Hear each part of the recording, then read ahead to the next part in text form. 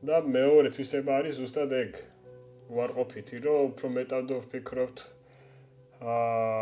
თავი დავიზღვეთ შეცდომების დაშვებისგან.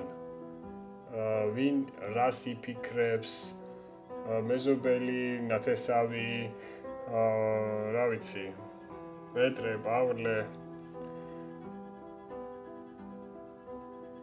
ზედმეტი ფიქრის და აწონ-დაწონის შედეგი არის ეს, რომ ვერ გამოვხატავთ გრძნობებს თამამად, ასე ვთქვათ. ფიქრება ზუსტად ეს არ არის მარტივი კითხვა, რომ შენ უბრალოდ ადგე და მარტივად ასე უპასუხო, უბრალოდ უნდა დაფიქრდე კარგად და ზუსტად ეს ამ ანალიზისა და ზედმეტი ფიქრის ერთ-ერთი გამოვლინებაც არის, როდესაც წინასწარ ფიქრობა ეს როგორ გამოვა ის რა დონეზე იქნება ეს სწორი გადაწყვეტილება და ასე ვთქვათ პირველ ნაბიჯს არ ვდგამთ. ჩემი თავისთვის მრავალჯერ მithქვამს ეს, რომ მიდი გადადგი, გააკეთე